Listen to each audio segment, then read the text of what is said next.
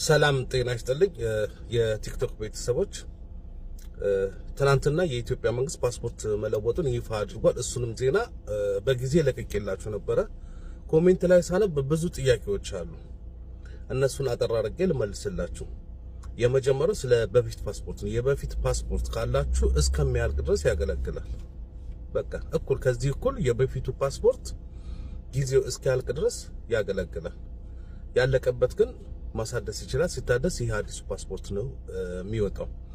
የአዲሱ ፓስፖርት ከበፊቱ ምን ይለየዋል? አዲሱ ፓስፖርት በይዘቱ በጥንካሬው መንግስት እንዳለው ጥሩ ይዞታ ያለውና ጠንከር ያለ ፓስፖርት ነው። ሁለተኛ እድሜያቸው ከ25 ዓመት በላይ ግልጽ እዚህ ጋር እድሜያቸው ከ25 ዓመት በላይ የሆነ ሰው ፓስፖርት ሲያወጣ ወይም ሲያሳድስ አሁን የሚሰጠው ከበፊቱ የተለየ 10 ዓመት ነው። ይሄንንም በፊት ሁሉ ብዙዎቻችን እንጠይቅ ነበር። ፓስፖርት ለምን እንደሌላው ሀገር 10 ዓመት አይሆንም ይያልን።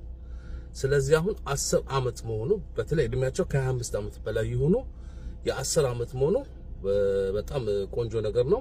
እድሜያቸው ከ25 ዓመት በታች ለሆኑ ግን ፓስፖርት ሲታደስም ወይንም አዲስ ፓስፖርት ሲወጣ እንደ በፊቱ በአዲሱ ፓስፖርት ነው። ግን የሚሰጣቸው ምንድነው 5 ዓመት ጊዜ ነው። ሌላኛው ስለ ቺፕስ ነው። ስለ ቺፕሱ ብዙ ነገር ነው እያላችሁት ያለ። ቺፕስ ማለት በተለይ እዚህ ኤሚሬት ላይ ዱባይ ላይ ያላችሁ ታውቁታላችሁ። አይዲያችሁን ብታያት እዛች ላይ ሲም ካርድ የምትመስል ቺፕስ አለች አይዲያችሁ ላይ።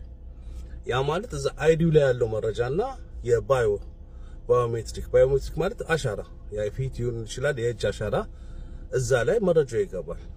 ያ ማለት ምንድነው? ያ ፓስፖርት ወይንም አይዲ ቀጥታ ከኮምፒውተር ጋር በካርድ ወይንም ከሞባይልም ታፕ ተደርጎ እዛ ላይ ያለው መረጃ ይወጣል። የፓስፖርቱን ኦሪጂናልነት የበለጠ ያረጋግጣል። ሁለተኛ በቀላሉ ዳታ ወደ ኮምፒውተር ወይንም ወደ ሞባይል ትራንስፈር ለማድረግ የናንተ መረጃ የሚያገለግል ነው። ይሄ ማለት ዘመናዊነት ነው።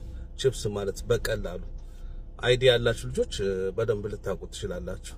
እነዚህ ነገሮች ናቸው ልዩነት ያለው። ግርታ የፈጠረው ደግሞ ስለ በፊቱ ፓስፖርት ነበር። እሱም እስከሚያልቅ ድረስ ያገለግላል። ወንድም ቶፊቅ ነን። ይህ ለሁሉም እንድረስ ኮፒ ሼር አድርጉ። አመሰግናለሁ።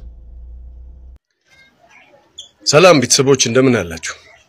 ይህ ከታች በፎቶ የምትመለከቱት ግለሰብ በምዕራብ አባያ ወረዳ የገጠር መሬት ጋር ተያይዞ ካዳስተር ስራ ለመስራት እንደመጣ ነው መረጃው ያለን። የግለሰብ በብርብር ከተማ አስተዳደር ተከራይቶ በመንደር 7 በሚኖርበት ቤት ውስጥ ለ2 ዓመት ያህል የቆየ ሲሆን ነገር ግን እሱ ሊሰራ የመጣበት ስራ ፕሮጀክት ስራ ነውና ፌዝ አውት ማድረጉን ተከትሎ ለ7 ወራት ያህል የቤት ክራይ ሳይከፍል የቆየ ሲሆን በተደጋጋሚ ቢንጠይቀውም ያው ገንዘብ እንደሌለውና እንደሚከፍለን ተናግሮ እዛው ባለንበት አካባቢ ከሚገኝ ምግብ ቤትም ምግብ ኮንትራት የተጠቀመ እንደቆየ እናውቃለን። እሱም ከሰው ሀገር የመጣ ሰው ስለሆነ ከሰው ሀገር የመጣ ሰው ነው፣ እንደ ልጅ ነው፣ አጥቻለሁ፣ ምንም ማድረግ አልችልም ስል ማስገደድ አልነበረብንምና ከተወሰኑ ጊዜያት በኋላ ግን ይሄ ሰው የግለሰብ ላለፉት 3 እና 4 ወራት የሚያህል ጊዜ በራሱ ላይ ቤቱን ዘግቶ ከቤት የሚወጣው ወይ በማለዳ 12 ሰዓት እስከ 12 ተኩል ሰው ከእንቅልፍ ሳይነሳ ካልሆነም ደግሞ ከመሻ 1 ሰዓት እስከ 1 ሰዓት ተኩል ብቻ ወደ ውጭ ወጥቶ ወደ ቤት የሚመለስ ሲሆን አንድም ቀዳዳ ቤቱ ላይ እንዳይኖር ሸፍኖ የሚኖር ሲሆን በተደጋጋሚ ብንጠይቀውም ሮጦ ከቤት ወጥቶ አናግሮን መልስ ይሰጠናል። እኔ ውጪ ከወጣው ይርበኛል፣ ስለሚርበኝ የቤት ተኝቼ ነው ማሳልፈው ምናምን ይላል። ይሄንንም ተከትሎኛ ብዙ ታገስ ነው። ነገር ግን እየቆየ ሲመጣ ጠየቅ ነው ወይ ቤቱን ልቀቀው፣ ካልሆነም ደግሞ ወደ ቤት የምትሄድ አይነት ከሆነ በጊዜ ብትለቀው ምን አለበት የሚል ነገር ስናናግረው ከቤት ወጣ። 1 ወር ያህል ቆየ። ይሄንን ተከትለው በአጋጣሚ ፖሊሶች እኛ አካባቢ ነበሩና ስንጠይቃቸው ፖሊስ ጣቢያ አስመዝግቡና ከመንደር መሪዎች ጋር ሆናችሁ ከሰፈር ሰዎች ጋር ሆናችሁ ቤቱ ተሰብሮ ቤት ውስጥ ያለ ነገር ካለ ይመዝገብና ይያዝ የሚል ነገር ተነገረን። አስመዘገብን። በህጉ መሰረት በሩን ሰብረን በሚንገባበት ሰዓት በመታዩት መልኩ ከ302 ሊትር በላይ ሃይላንድ ቤት ውስጥ ሞልቷል። ትንሽ የፍራሽ እሷም የነተበች በአቧራ የተሞላች ፍራሽ ነበረች ያለችው። ግን ያ የምትመለከቱት ከታች በቪዲዮ የምትመለከቱት በሙሉ ሽንት ነው። መልካምነት ያደረግንለት ወደ 7 ወር 8 ወር የሚጠጋ ቤት ኪራይ ያልተቀበልንለት ሰው ለካ በቤት ውስጥ የጥንቆላና የድግምት ስራ ሲሰራ የቆየ ነው።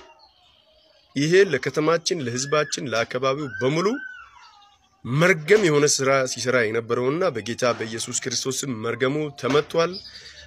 እሱ ላይ መልሶ ነው የሚሰራው። የጥንቆላ መንፈስ የአጋንንት አሰራር ካልሆነ በስተቀር ከ300 ሊትር በላይ ወደ 600 ሊትር ማለት ነው 300 ሃይላንድ 2 የ5 ሊትር ጀርካኖች እንዲሁም የጫት ገራባና ሌሎችንም ነገሮች ሰብስቦ ቤት ውስጥ አስቀምጦ በሽንት ሞልቶት ነው የወጣውና በጣም የሚገርም ነገር ነው ያየነው።